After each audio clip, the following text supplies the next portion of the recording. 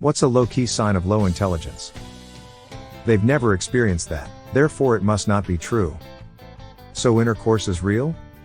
Intercourse is located in Lancaster County, Pennsylvania. If you make a wrong turn on the way to intercourse, you could end up in blue ball. Just follow signs to bird in hand. When you reach intercourse, keep going and you'll end up in paradise. Source: grew up in Lancaster. I guess that means I've never experienced being a Nobel Prize-winning genius either, since that's not true for me. Blindly believing gossip and rumors, especially about people they know, then treating them badly for it. Exhausting, petty and so common. Humans like this aren't interested in both sides of a story. It's easier to focus on other people's real or perceived shortcomings than your own. People like to believe the more interesting tale, regardless of whether it's true. It makes them feel like their life is a movie. I guess I'm not the only one who assumes my goldfish doesn't believe in aliens just because it swims in circles. Lack of self-reflection, or awareness of the self, and the coordinating consequences of actions.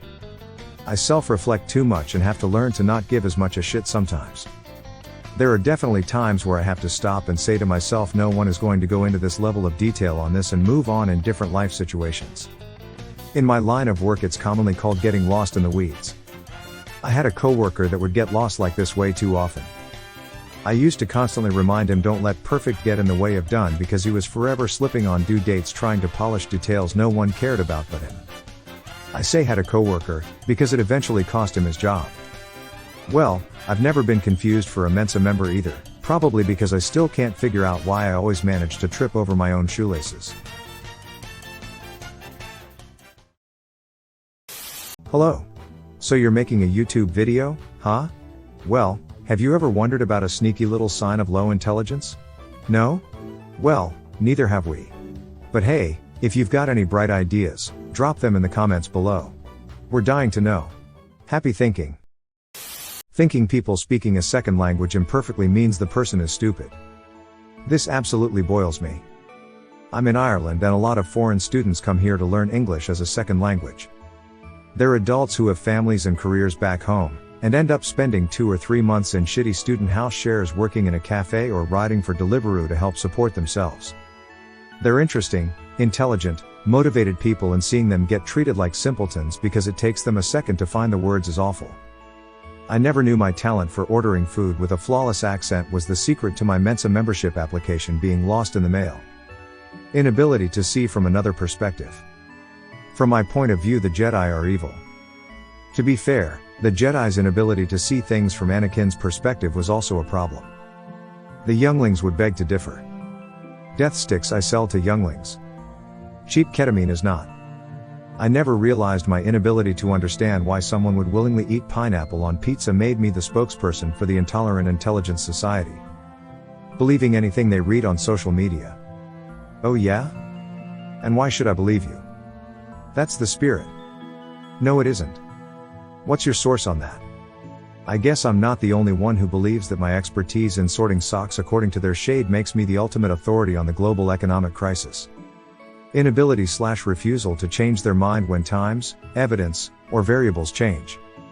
I think it's important to recognize that there is a difference between being unable to recognize that something should change their mind, and refusing to recognize that something should change their mind.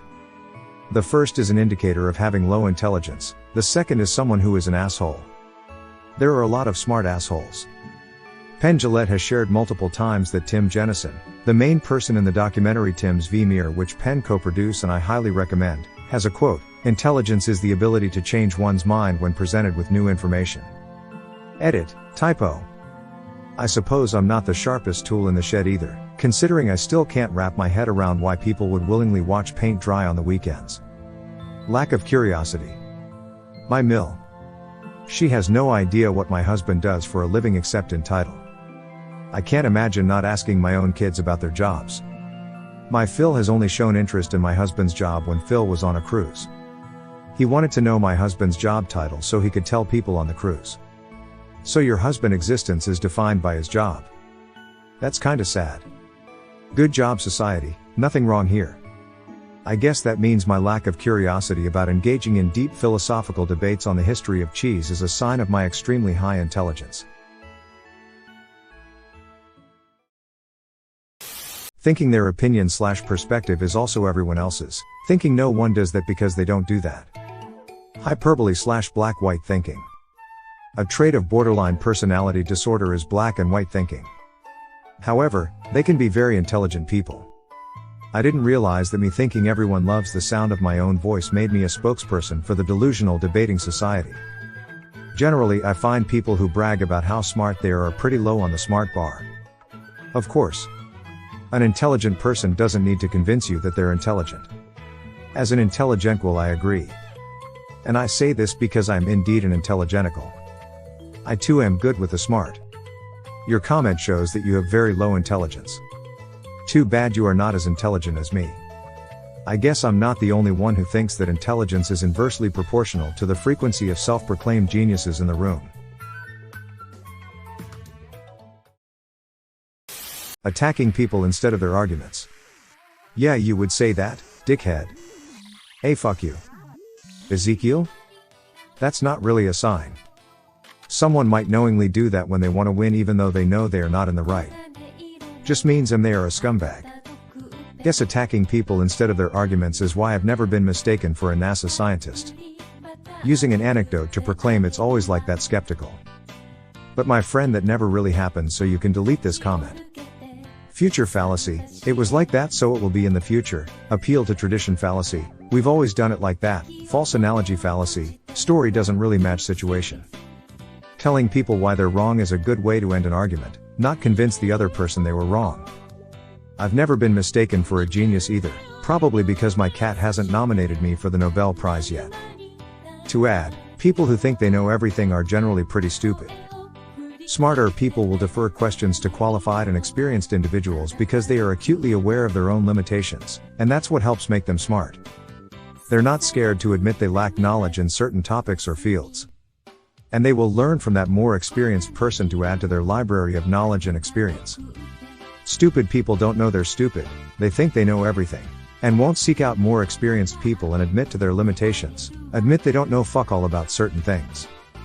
So my roommate, who always thinks he's right, even about personal things from other people he couldn't possibly know about, is just stupid? Lol, how ironic. It's always the roommates, haha. The only thing they are able to talk about is other people and their appearances. I mean, who needs to talk about quantum physics or space exploration when there's an endless supply of Kardashian updates, right? #scholarly conversations. Rigid, black and white thinking without appreciation for nuance and individual differences. And also, I hate the people who judge the other people just on the basis of their clothes. I mean, what the hell? How can you judge someone and their intelligence just because of their clothes? My great uncle was an engineer and a machinist. He was fairly well off. He took advantage of the appearance of his clothing on a daily basis. Dressing in tattered overalls, old work boots and a torn plaid shirt, nobody thought he had money. I take his approach. If someone is going to judge me based on my clothes, I want them to think I'm poor and stupid. So apparently my love for both vanilla and chocolate ice cream means I'm just not cut out to be a supreme flavors connoisseur. Refusing to be wrong. Ever. I have experienced people who were smart but were unable to communicate their own failure, like admitting they were wrong. I would suggest, this is rather a social skill related to self-esteem, rather than an indicator for intelligence. Because the mindset of never being able to be wrong presents a barrier to higher thinking, I imagine that people with this flaw aren't necessarily less intelligent, but they have an intelligence/proficiency cap that those who can contend with their flaws do not have. But what if I'm always right? I mean, I've never claimed to be a genius, but I do find it a little suspicious that my refusal to admit I'm wrong is directly proportional to my collection of participation trophies. Relying on their right to an opinion or the opinions of others to support their beliefs rather than any actual logic or evidence. I guess I'm not the only one who thinks my cat's preference for tuna over salmon means he's a culinary genius.